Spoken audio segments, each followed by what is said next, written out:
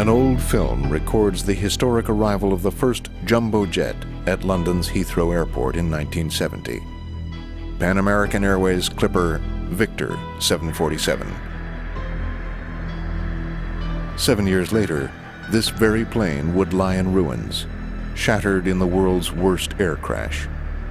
583 people died because a pilot was in a hurry.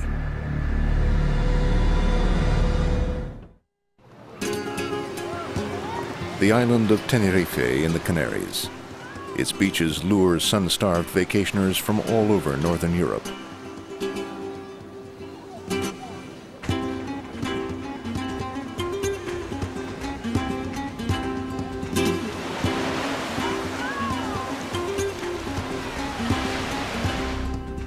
High above the beaches, literally up in the clouds, is Tenerife's Los Rodeos Airport, now rarely used since it became the most notorious airport in the world. 1,000 people have lost their lives here in airline accidents. The reason? Los Rodeos is shrouded in clouds on most days. Sunday, March 27, 1977, was just such a day. Flying to the Canaries were two jumbo jets, Boeing 747s, both charter flights. One was a Pan American plane full of tourists, the other a Dutch jet from KLM Airlines. One of the many strange things about that day was that neither pilot had set out for Tenerife. We were starting our descent for the approach and landing at Las Palmas, our original destination. And as we were doing that, we got a call from air traffic control to divert immediately to Tenerife. When a terrorist bomb exploded on the next island, this small airport suddenly became choked with planes. The co-pilot on the Pan Am Jumbo was Bob Bragg. It's the first time he's been back to Los Rodeos since that Sunday in 1977. 20 years later, bits of his plane still lie all around. When we landed here, the entire ramp was completely and totally congested. There were probably 20 to 30 airplanes that had also diverted and were parked here, which necessitated us having to go way down to the end here and park.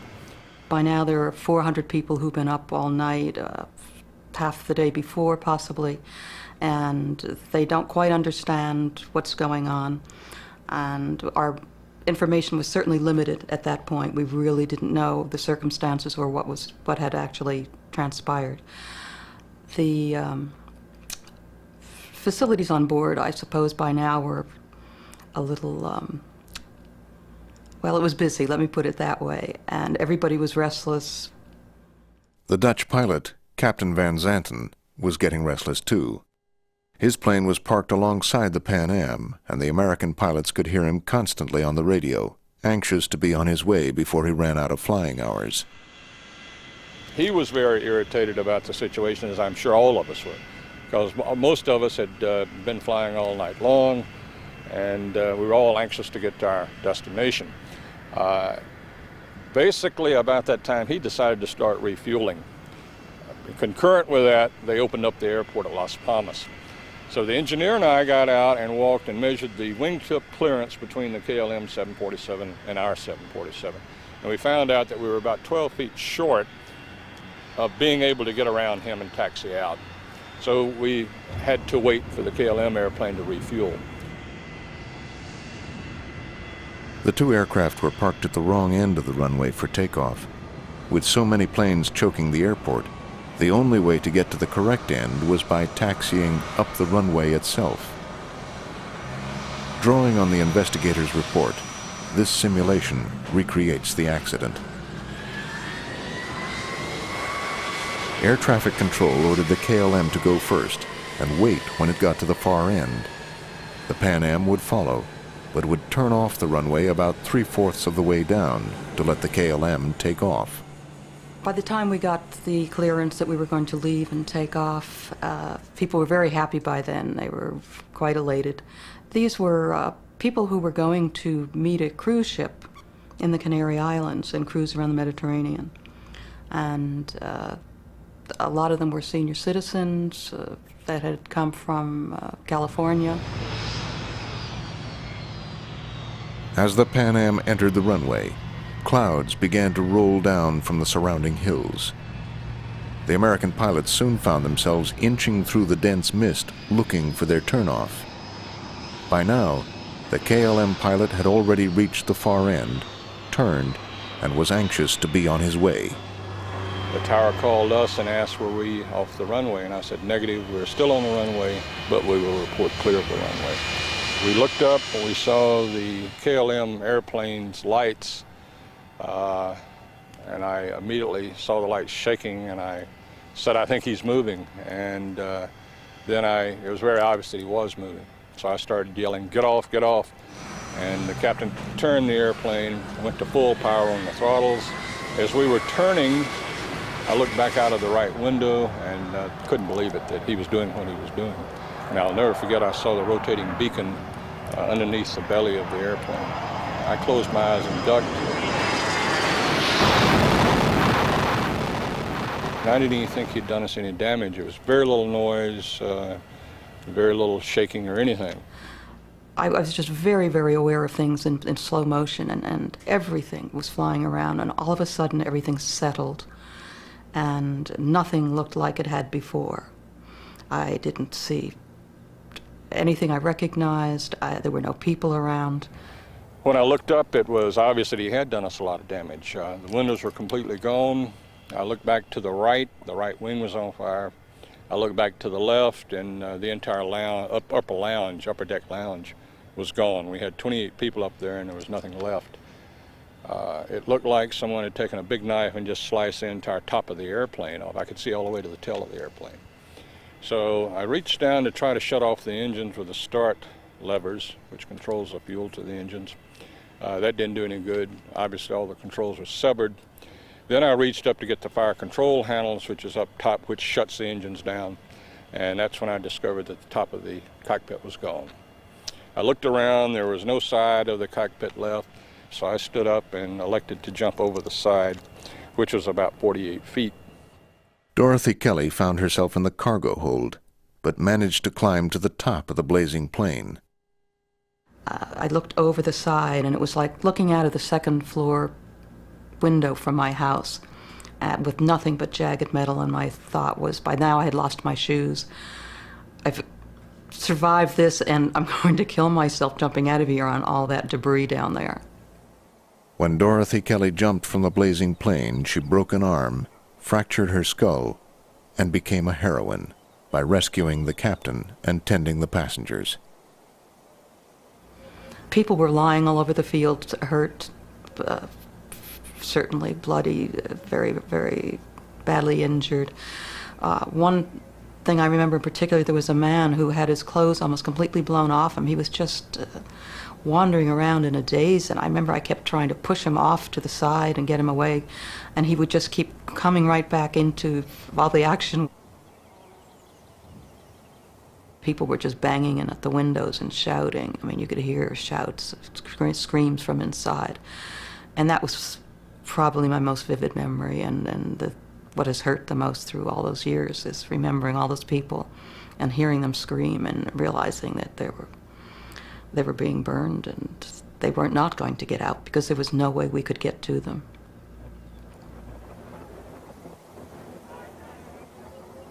Tenerife remains the world's worst air disaster. 583 people died.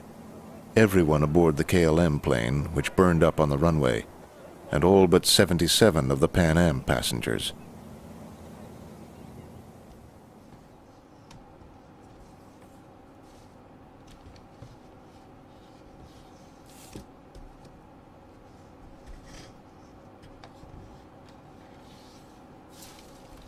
Paul Roysch, one of Pan Am's senior captains, helped investigate the crash. Among the records are the charred instruments from the Pan Am jumbo jet. The day after the disaster, Roysch arrived in Tenerife with other American investigators. Their first job was to listen to radio messages between the air traffic control tower and the two planes. Right away, Roysch heard something that grabbed his attention. There was a point at which you could not tell what the KLM first officer was saying, and we asked that be played over several times. It was obvious that the man was under stress. His voice changed its timbre. It became tremulous. It was slightly shaky, and his words were blurted out rather than spoken clearly. And that was a benchmark that caught our attention right away. I believe that the first officer's voice changed because he saw something happening in the cockpit that shouldn't be happening.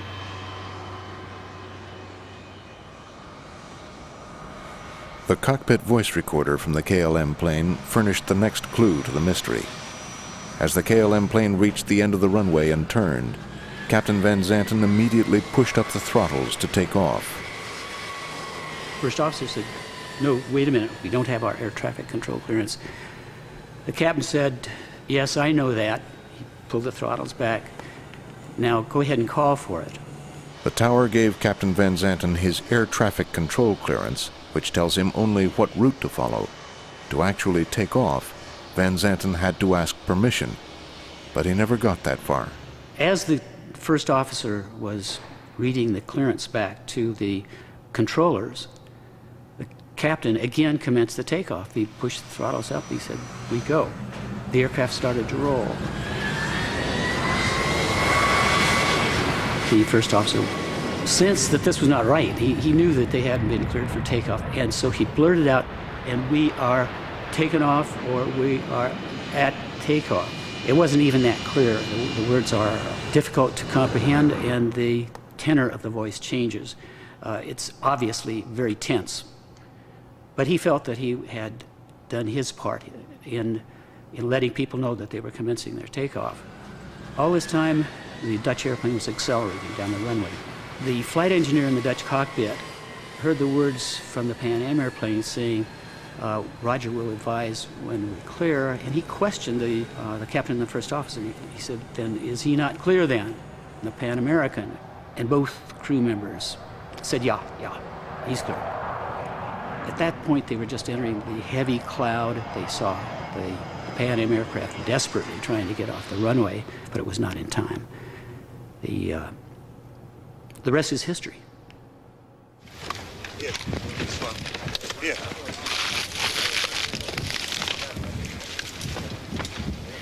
Computer. Where is that located? Let's take it. Yeah, let me take a look. I just want to know where it's located to get a feel. Just to see if it's close. Under international regulations, the investigation was conducted by the Spanish, but both the Americans and the Dutch were allowed to take part. That's the cell car. The investigators soon reached different conclusions. That is in that area as well. That's right. That and the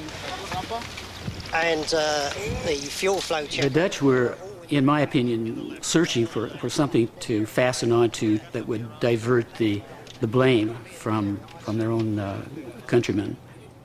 Mainly, I believe they tried to pin the blame on the air traffic controllers. To some extent, they tried to pin the blame on the Pan Am crew. The stakes were high, not only for KLM, but for their most famous captain, Jacob Van Zanten, the very pilot whose face stared out of the KLM ads. Captain Van Zanten was a pilot of great prestige in KLM. He was a top instructor pilot. In fact, he was so well regarded in KLM that it's my understanding when the Dutch officials or the KLM officials first heard about this accident, they tried to find Van Zanten to ask him to come down and be part of the investigation team. Unfortunately, of course, he wasn't available. The Spanish investigators ruled the accident was caused by the Dutch captain taking off without clearance, a basic error caused by his anxiety to get on his way. But a Dutch board of inquiry absolved Van Zanten and placed blame on a simple misunderstanding with air traffic control. The pilot thought he had his clearance. Paul Reusch blames the turbulent personality of Captain Van Zanten. He was a difficult man to contradict, especially for a junior pilot such as the first officer on this flight. He did have the courage to to stop him once when the captain first started the throttles up, but I don't think he felt he could get away with it again.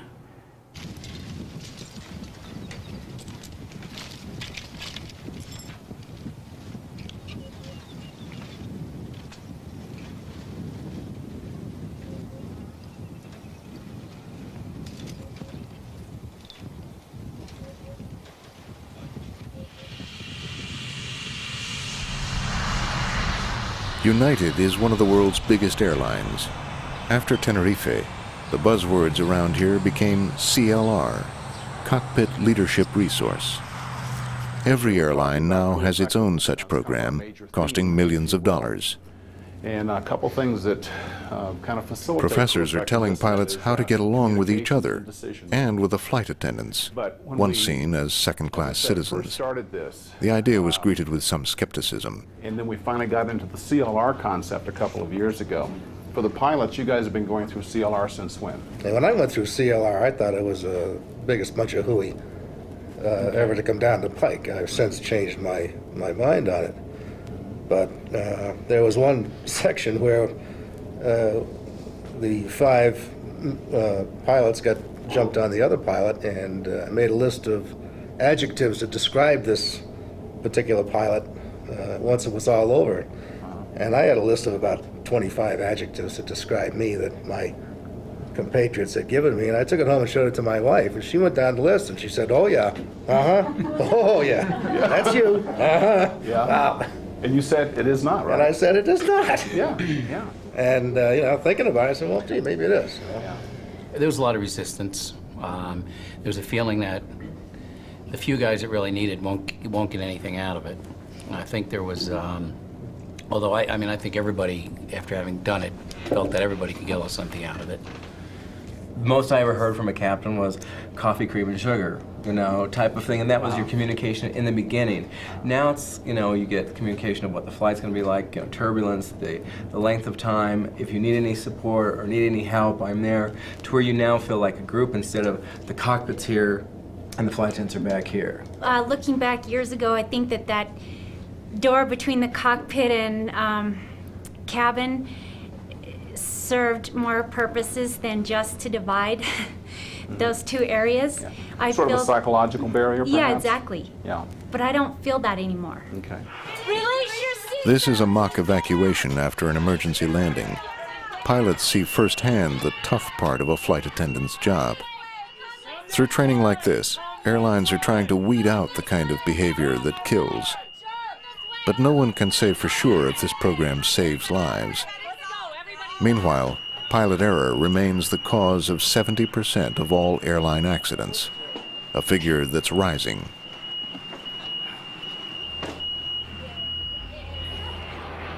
Aircraft manufacturers have tried to fix that problem by designing the pilot out of the cockpit. This is the first fully automated plane, flown by a computer.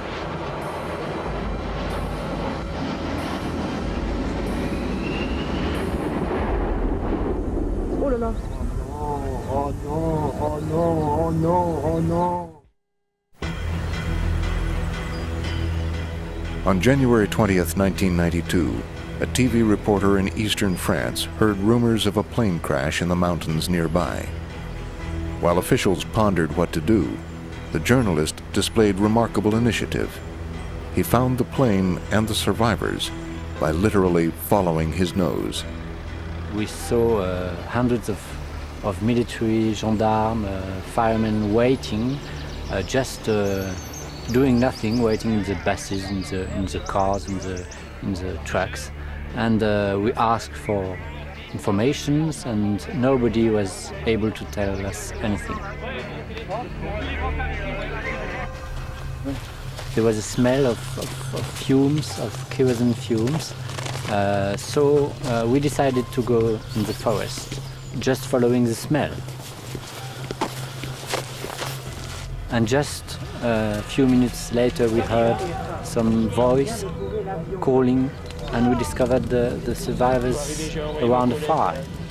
They were badly injured, for some of them, and asking desperately for rescue.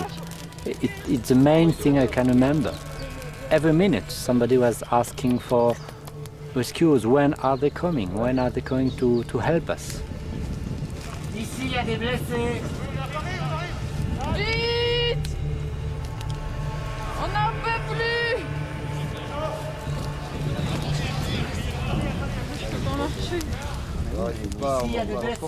There was a child, a young child about 10 years. He was in the arms of a man, and it was very emotional to see these people waiting for more than 4 hours, and alone in the forest and in the snow and in the cold, and it was very terrible. La grande pierre. Je vous en prie. I had a phone in my pocket, so the first thing I did arriving there was to call for the fire station and saying, I'm a journalist, I'm at the place where the plane crashed, and you have to come. The first survivor to be taken away from the site was a little girl of 18 months, and a gendarme took him in his arm and took her to the ambulance. And then, little by little, the survivors being able to walk were evacuated. Then others being injured had to wait for hours. And we know now that at least 2 people died during that time. The plane they were on was an A320 Airbus belonging to Air Inter, the French domestic airline. It was flying from Lyon to Strasbourg when it plowed into a mountaintop, the 3rd catastrophe involving the world's most advanced aircraft in less than 4 years.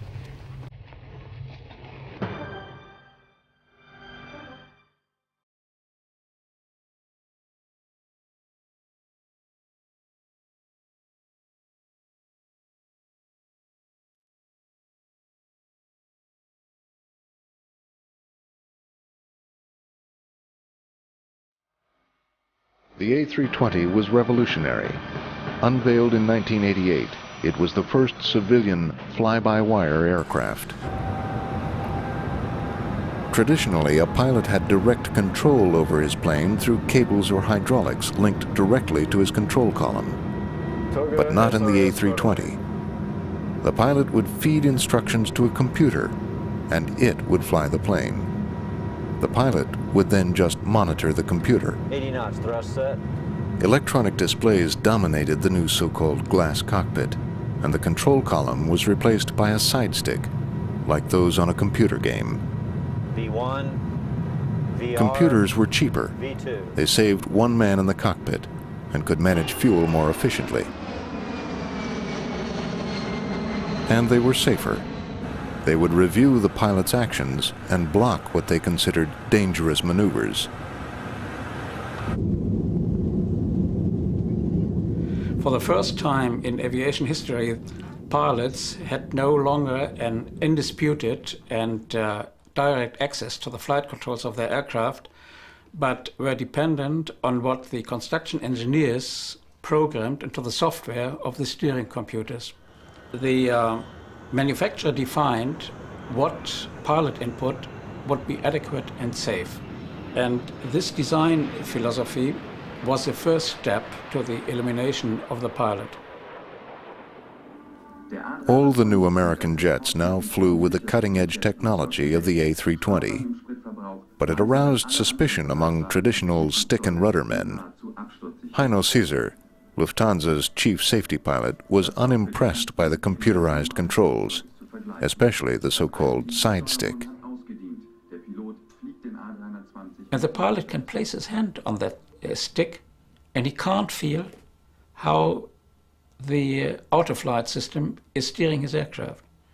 Boeing, much more conventional, pilot-centered, still puts the old-fashioned control column between the pilot's legs, and he doesn't have to look at his artificial horizon, he doesn't have to look at his instruments, he just places the hand on the control column, and he looks outside or talks with the stewardess or talks with somebody else or something like that, and he knows just by placing the hand on the control wheel exactly what his aircraft is doing.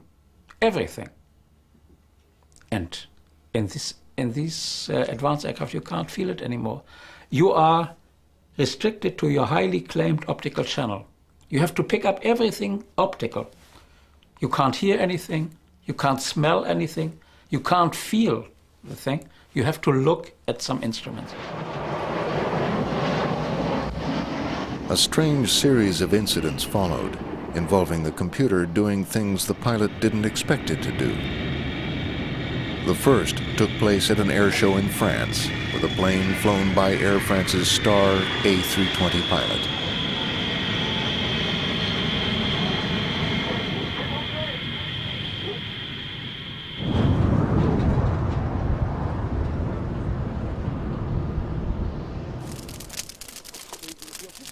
Miraculously, the pilot survived. 3 passengers did not. The pilot blamed the computer, claiming that he tried to climb, but the computer wanted to land. The official report blamed the pilot, and he was later convicted of manslaughter.